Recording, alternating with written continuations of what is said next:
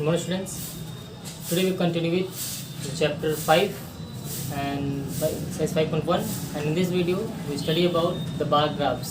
ठीक है, तो इस वीडियो में हम बार ग्राफ के बारे में जानेंगे। बार ग्राफ क्या होता है, इसको कैसे बनाया जाता है on the basis of the frequencies given. ठीक है, और क्या है, सबसे पहले जानते हैं बार ग्राफ होता है क्या है। तो बार ग्राफ क्या होता है, बार ग्राफ बेसिकली क्या होता है, ये पिक्चोरियल रिप्रेजेंटेशन है। ठीक है, किसी भी न्यूमेरिकल वैल्यूज़ का जो डाटा दिया होता है तो क्या करते हैं, पिक्चोरियल रिप्रेजेंटेशन करते हैं। ठीक है, जो किसमें होता है, जो चूँकि बार ग्राफ है तो pictorial representation of numerical data in the form of rectangular form में करते हैं, हैविंग जो इसका साइड्स होना चाहिए, यानी क्या, having equal widths but different height depending upon the values they represent. ठीक है, कह रहा है कि तो बार ग्राफ क्या होता है, एक ऐसा डाटा होता है, ठीक है, जो क्या करते हैं, पिक्चुरल रिप्रेजेंटेशन है। किसी भी डाटा को क्या इजी तरीके से हम रिप्रेजेंट करते हैं पिक्चर के फॉर्म में, जो क्या होंगे, न्यूमेरिकल वैल्यूज़ को। ठीक है, जो भी डाटा दिया होता है उसको picture representation of numerical values का होता है। ठीक है, तो इसमें करते क्या है, ये जो ग्राफ जो होता है आपने देखा होगा, ठीक है, बार ग्राफ का पेपर आता है, इसको रिप्रेजेंट करने के लिए हम दो तरीके से रिप्रेजेंट कर सकते हैं। इसको हॉरिजॉन्टली बना सकते हैं या वर्टिकली बना सकते हैं, लेकिन कंडीशन ये है कि जो बनाएंगे, जो हॉरिजॉन्टल वर्टिकल जो आपका रेक्टेंगुलर बार बनाएंगे, उनके जो डिफरेंस, जो उनके बीच की दूरी होगी वो सेम होनी चाहिए, और जो विड्थ होता है, इनकी चौड़ाई जो होती है, जैसे कि ये है, तो जो सेकंड बनाएंगे तो चौड़ाई ये सेम होनी चाहिए, ये जो चौड़ाई है इनकी विड्थ है सेम होनी चाहिए। हाइट्स अलग अलग हो सकते हैं depending upon the values given. ठीक है, जैसे जैसे डाटा देते हैं उसके हिसाब से हम इसको कर सकते हैं। और जो इन दोनों के बीच में जो दूरी है, डिस्टेंस भी है, एक तो डिस्टेंस बिटवीन दैम इक्वल्स, यानी कि डिस्टेंस भी इक्वल होनी चाहिए, ये दूरी इन दोनों के दो रेक्टेंगुलर बार्स के बीच का डिफरेंस जो होना चाहिए, डिस्टेंस होना चाहिए, इक्वल होना चाहिए। और दूसरा जो इनकी विड्थ है, मतलब क्या है, इसका और इसका और इसका, जितने तीनों का विड्थ क्या होना चाहिए, इसमें डिफरेंट होगा, लेकिन क्या होना चाहिए, सेम होना चाहिए। जितनी चौड़ाई इसकी होगी इतनी चौड़ाई इसकी होगी, इतनी चौड़ाई इसकी होगी, लेकिन हाइट अलग अलग हो सकता है, क्योंकि क्या होगा, इसकी वैल्यू अलग अलग होती है depending upon the value they represent. यही है बार ग्राफ। ठीक है, तो इसको दो तरीके से रिप्रेजेंट करते हैं, पहला क्या है हॉरिजॉन्टल, दूसरा क्या है वर्टिकल। तो जब भी ड्रॉ करते हैं तो बार ग्राफ में क्या होते हैं, चार एक्सिस होती है, अब हम वो कर देते हैं। पहला ऊपर वाला एक्स एक्सिस होता है, नीचे वाला एक्स डैश, सॉरी ये वाई एक्सिस मान लेते हैं, ये वाई डैश मान लेते हैं, और ये हॉरिजॉन्टल जो होता है, ये होता है हॉरिजॉन्टल, तो क्या है, हॉरिजॉन्टल लाइन, क्षैतिज रेखा। ठीक है, और ये क्या है, वर्टिकल,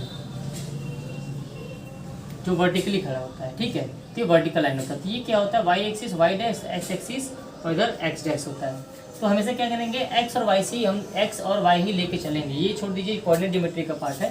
तो क्या करते हैं, इसमें जब भी ड्रॉ करेंगे तो एक वाई एक्सिस ले लेंगे, एक्स एक्सिस ले लेंगे, और एक की वैल्यू एक्स और एक की वैल्यू वाई ले सकते हैं, डिपेंडिंग, ये एक्स हो गया, ये वाई हो गया, या ठीक है, आप इसको एक्स कर लीजिए, इसको वाई के लिए कोई फर्क नहीं पड़ता है। लेकिन हॉरिजॉन्टल वाला एक्स एक्सिस और वर्टिकल लाइन आप वाई एक्सिस रिप्रेजेंट करेंगे। ठीक है, तो अब करना क्या है, पहला क्या, हॉरिजॉन्टल कैसे बनता है, ये हो गया आपका, और ये हो गया आपका वाई हो गया, ये एक्स हो गया। ठीक है, जैसे कि जब भी आप बार ग्राफ बनाते हैं तो हॉरिजॉन्टल पर क्या बनेगा, ये डाटा हो गया। ठीक है, ये डाटा कुछ भी कोई डाटा किया हुआ है। ठीक है, मैं बना रहा हूँ, ये होता है हॉरिजॉन्टल बार ग्राफ। यहाँ पे कुछ दे देगा क्या, कि number of name of class, यहाँ पे क्लास हो गया। ठीक है, और ये हो गया नंबर ऑफ स्टूडेंट्स,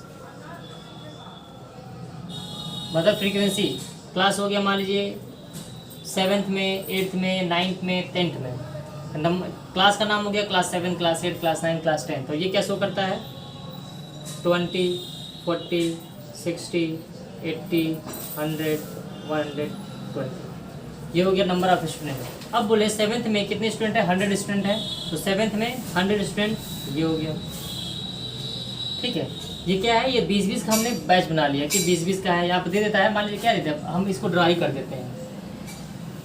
ये आपका एक ग्राफ है, जहाँ पे क्या है, नेम ऑफ क्लास और number of students, 7th, 8th, 9th, 10th।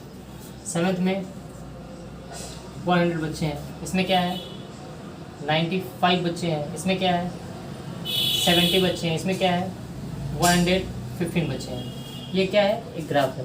ठीक है, तो इस ग्राफ को बनाना है तो सबसे पहले क्या बनाते हैं, एक ऐसा वैल्यू चुनते हैं, ठीक है, जिसको क्या करें, जिसको सब डिवाइड कर ले, और उसको इक्वली हम क्या कर सकते हैं, छोटा छोटा बना सकते हैं और बड़े से बड़ा जो इंटरवल है इसको हम अपने हिसाब से डिवाइड करते हैं। जैसे क्या है, अगर हम क्या करते हैं 30 को बनाते हैं तभी बन सकता है। तो क्या होगा 30, 60, 90, 100, तो जो डिफरेंस इनके बीच में है कितने का है, 30 का डिफरेंस हो जाएगा। 30 to 60, 60 में 30 का डिफरेंस हो जाएगा। ठीक है, तो हमने क्या किया है 20 का डिफरेंस बना लिया है। तो 0 से 20, 100। ठीक है, अब इसके बीच में क्या है, इसके बीच में 10 लाइन है, तो एक आधा आधा कर लेंगे तो क्या हो जाएगा, ये 10 को रिप्रेजेंट करेगा, 20 का आधा, इसका आधा कर लेंगे तो 5 रिप्रेजेंट करेगा। ठीक है, तो हर जो बार ग्राफ दिया होता है जब देखेंगे तो हर में क्या होता है, ऐसे ऐसे कॉलम होते हैं, 10 कॉलम दिए होते हैं, वर्टिकल और हॉरिजॉन्टल क्या होते हैं, कॉलम्स होते हैं। ठीक है, 10 कॉलम होंगे एक स्क्वायर बॉक्स में। तो आप अगर यहाँ पे 0 यहाँ पे 20 लिखते हैं तो 1 कॉलम क्या करेगा, 2 का डिफरेंस शो करेगा। ठीक है, 40 लिखते हैं तो 4 का डिफरेंस होगा, तो 40 होगा, तो इसके बीच में जो 5वां होगा 20 होगा। अब इसके बीच में तो क्या करते हैं, ऐसे हम क्या करते हैं, ड्रॉ करते हैं। मान लीजिए मैंने क्या ले लिया, 20 का डिफरेंस ले लिया। अब बोला कि 7th में 100 बच्चे हैं, तो क्लास 7 क्लास नीचे चला गया, नंबर ऑफ इधर चला गया। 7th में 100, तो 7th में क्या है 20, 40, 100, तो ये 100 वाला ऐसे बना देंगे। 8 में 95 है, 8 में क्या है 95 स्टूडेंट है, क्लास 8 में 95, तो 80 ये हो गया, और इसका आधा 90 हो जाएगा यहाँ पे, और 90 का आधा यहाँ पे। अब 90 के और 80 के बीच में 10 होंगे कॉमन, तो इसमें 10 लाइन खींचे होंगे, 10 पे 1 2 3 4 5 95 वाले पे 95 वाले पे हम टिक कर लेंगे। और 100 क्या है 100, इसके भी यहाँ क्या होगा, यहाँ पे 90 हो जाएगा, और 90 100 के बीच में 10 कॉलम्स, इसमें भी 5, तो 95 क्या आ जाएगा, कुछ यहाँ करके आएगा, ये हो गया। यहाँ पे क्या होंगे 95 स्टूडेंट हो गए। याद रखिएगा मेरा लाइन थोड़ा सा टेढ़ा हो जा रहा है इसमें, क्योंकि स्केल से नहीं बना रहे हैं, आप लोग स्केल से बनाइएगा। और जो विड्थ होनी चाहिए, ये अगर ये 1 सेंटीमीटर का है तो भी 1 होना चाहिए। 9th में 70 स्टूडेंट, तो 60 है, 70 इसके बीच में आएगा, इसके बीच में 20 का कॉलम है, 20 का गैप है, तो 1 2 3 करके इसमें गिन लेंगे। तो क्या हो गया, ऐसे करके एरो करके हम 9th में क्या बना लिए, 9th पे डाटा होगा। 10th में 115, 100 हो गया, और इसका बीच में 110 आएगा, और 150 कहाँ आएगा, इसके बीच में कहीं आएगा, तो ये आपका हो गया 115 का। ठीक है, अब यहाँ आप लिख सकते हैं क्या 100 स्टूडेंट, ये 95, ये 70, ये 150।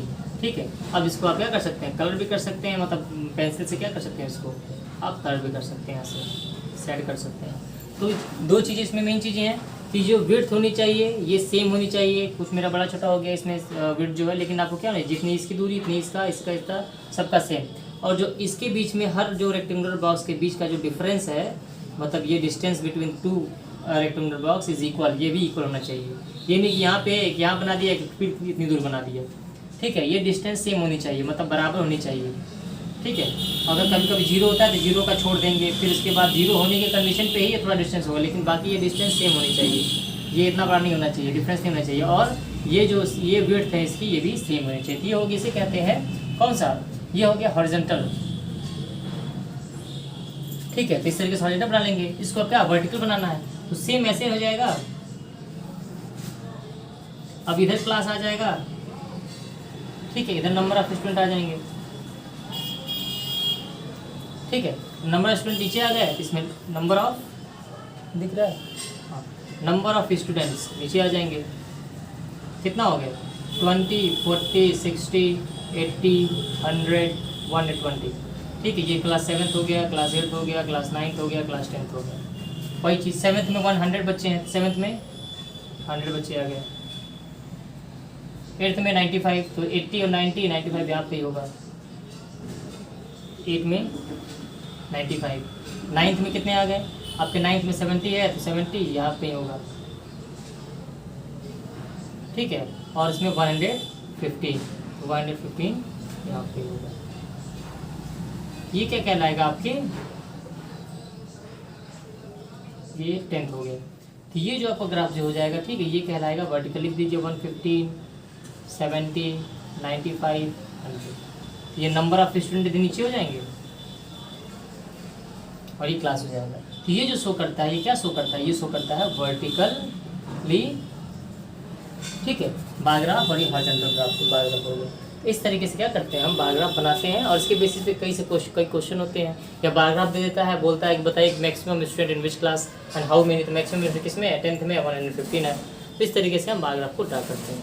ठीक है, उम्मीद करते हैं आपको ये वीडियो समझ में आया होगा। इसके बेसिस पे जितने भी क्वेश्चन होंगे आप एक्सरसाइज 5.1 कंप्लीट करिएगा। नेक्स्ट वीडियो में हम पढ़ेंगे कि पाई चार्ट के बारे में और उससे रिलेटेड क्वेश्चन। तब तक के लिए अपना बहुत ख्याल रखिए, घर पे रहिए, सुरक्षित रहिए और पढ़ते रहिए। टेक केयर, जय हिंद।